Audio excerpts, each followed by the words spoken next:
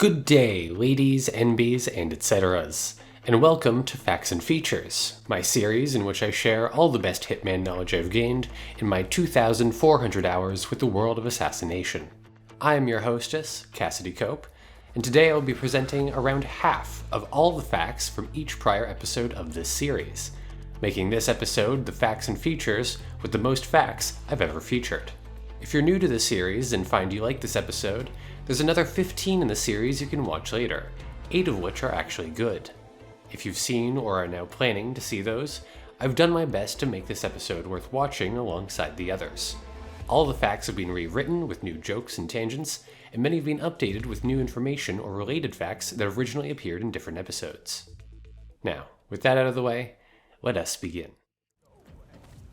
The homing briefcase is one of my favorite weapons in the world of assassination, with it retaining the slow motion that all briefcases had on Hitman 2's launch. Its speed is actually tied to your frame rate, with more frames making it lose speed, so as hardware continues to get better at running Hitman, the briefcase will only get slower, worse as a weapon, and more funny. Perhaps, one day, quantum computers will be able to run a Hitman so fast that the briefcase will stop entirely. Or, if you don't want to wait that long, I'm sure renting the processing power of a big data center will get a lot cheaper when the inevitable AI bust happens. In the meantime, try reducing your settings to see just how slow your PC can make it go. The remote EMP charge, unlockable with a level 10 mastery in Mumbai, has many uses. It can destroy cameras, Good day. camera recordings, satellites, keycard locks, RFID locks, viruses and vault locks, and open a window. One commenter pointed out that if someone picks it up, they don't disarm it, so NPCs can be used as vectors to carry the EMP to its target. It gets even more useful if you consider its penetration potential. Walls can't stop the EMP's effect, which can be exploited to save yourself a lot of trouble. This can't be done silent assassin, but if you want to get rid of two NPCs next to each other in the coolest way possible, try shooting them once each in the leg, a second time anywhere else, and then punching them unconscious. This was a lot more feasible in Hitman 2, when you only needed a single shot to the leg, but sadly it's since been weakened, despite it leaving unconscious witnesses. If you want to avoid leaving witnesses but still don't care about silent assassin, I recommend trying this. Shoot one person in the leg, garrote the other with a fiber wire, and then garrote the remaining person. And then garrote the remaining person. And then garrote the remaining person. If you want to replicate the special fiber wire animation, I believe it requires pressing the prompt button shortly before it appears, which I tend to do by spamming the melee button while sprinting towards my prey. If you want to do something like this silently, there's a special strategy that calls for the slow motion executive briefcase Mark II. First, throw the homing briefcase at one of them. It travels slowly enough that you have enough time to shoot the second target in the leg and knock them out, but fast enough to incapacitate the first before they can see what's happening. If you do it right and get a little lucky on how your victims ragdoll, you can maintain silent assassin. Since the release of Hitman 2016, IOI has drastically changed its stance on how it should implement diegetic music. It was once the case that even if you pause the game, it would continue playing diegetic music, just at a reduced volume. Hitman 2 also did this, but happened to have added some music to the pause menu, which could cause conflicts.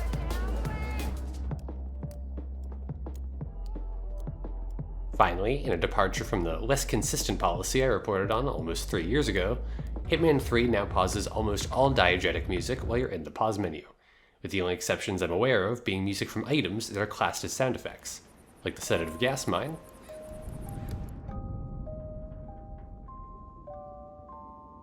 and the Seeger 300 Advanced, which plays Ave Maria when you're using its scope.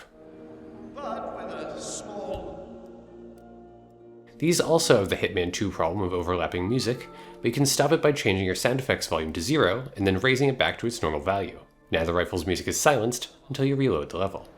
47 has a historically bad relationship with poisons, getting himself injected with a toxic syringe by Diana Burnwood, touched with a toxic glove by Diana Burnwood, and a mouthful of toxic champagne from Lashif, finally giving us an answer to the question we've been asking IOI for years. No, Agent 47 has not seen Casino Royale. It also tells us that he ignores Diana's old Target biographies that explicitly told him to not trust anything offered by Lashif. Shame on you, 47. You'd think that with all of this established, poison could be safely considered 47's biggest weakness.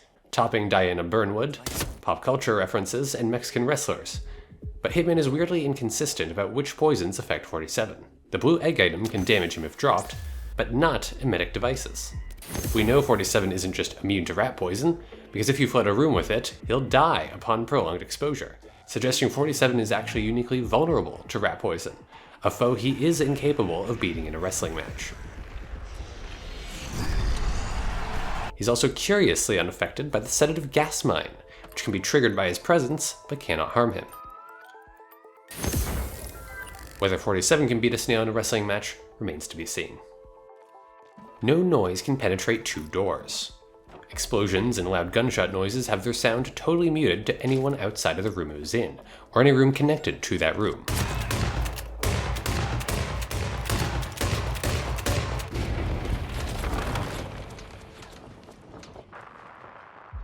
Concussive explosives, flashbang objects, and silenced guns, however, only need 1 door to muffle their noise.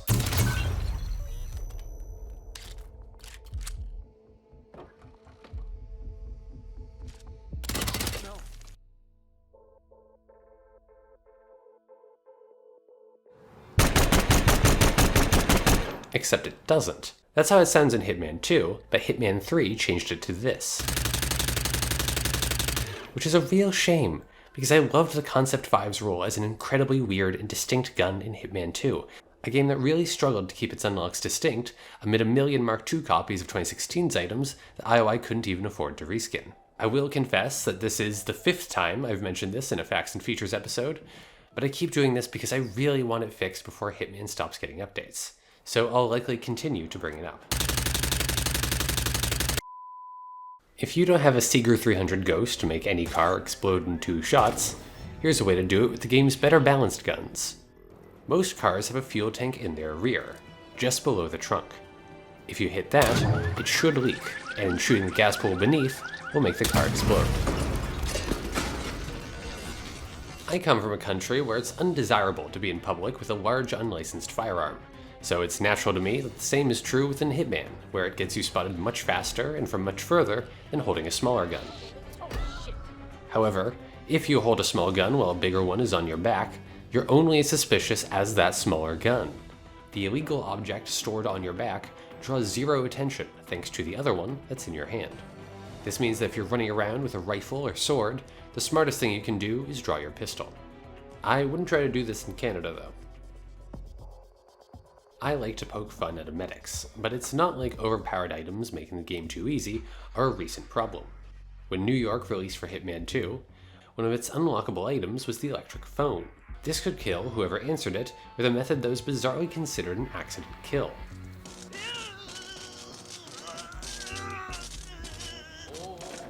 It was effectively a skip this target button, which might have not been the worst for some Hitman 2 missions, but halved or eliminated the challenge in others.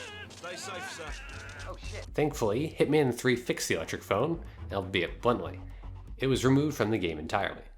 Now, some disagree with IOI's decision here, and for those of you who don't care about maintaining the balance of the game's challenge, here's a method to kill any target so quickly that it barely needs thought, requiring no DLC or special unlocks.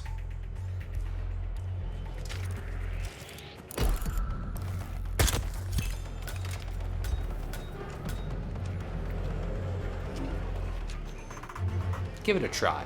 It's just as fun and fulfilling as the phone was. Well, how does it work? Does it work? There's a lot of points where 47 can blend in. Many of these stop working if you get yourself compromised, but some don't, which is great for a good laugh. Mr. Jason Watts, please come to the hospital. Loading, cover me. Along similar lines is the interaction to scare Soders to death by informing him he's on the naughty list, which prevents you from taking any damage while you're in the cutscene. Yes, you can do this in the Hokkaido Christmas mission where Soders isn't even your target. If 47 uses the workbench in Romania to get a silenced pistol, it forces him to equip it, even if that means putting a large gun he had in his hands in his... You know what? I'm not gonna guess where he's hiding that shotgun. Oh god. Snipers were illegal to carry on your back while wearing guard disguises in Hitman 2016, but Hitman 2 changed this at the same time it introduced a new way to carry them, in your briefcase.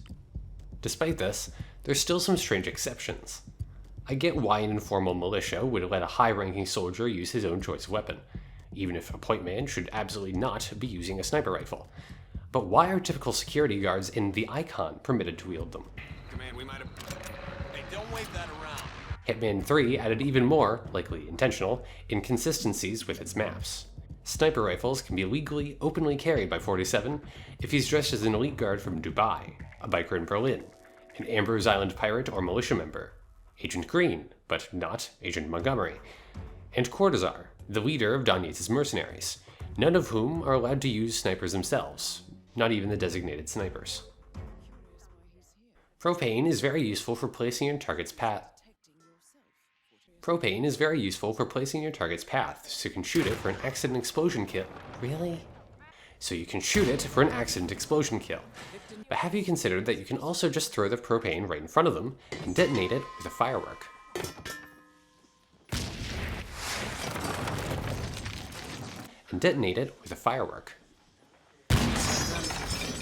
The big one can be unlocked by playing Sapienza, and it creates sparks without bringing any suspicion your way when you use it, making this not just easier and faster, but also safer than simply shooting a canister.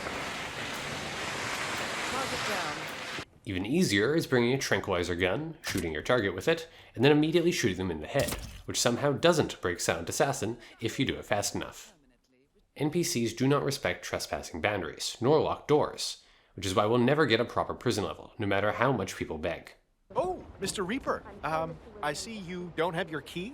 Now, you need to go to the Welcome Center and pick it up. At the very least, this can be exploited if you make the NPC open a door for you, such as by using a coin trail or phone to lead an NPC close enough that they must open the door. If you like to use a little more force when making NPCs open doors for you, you can add a little spice to suit only runs of Hokkaido to use NPC bodies to open doors. A weapon? RFID security isn't very secure because it's agnostic towards the consciousness of the user. The Sanguine fashion show in Paris takes place outside. While most of the level revolves around the interior of the palace, those parts are revolving around a massive courtyard in the center.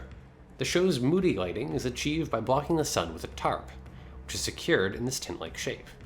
I've recently learned this is actually quite similar to the current temporary chamber of the Canadian House of Commons. This courtyard in the West Block of Parliament had a giant glass roof erected over it to shelter the room below, which has been where the House of Commons has convened since renovations started of its traditional home in the center block. I asked the government for permission to use their much better images here. Canada's weird for not having government photos be in the public domain, but my request was denied due to an objection to Hitman's gun violence. So now I get to use images from visiting official photographers whose governments do release their works into the public domain. Cassidy Cope, officially not condoned by the Government of Canada.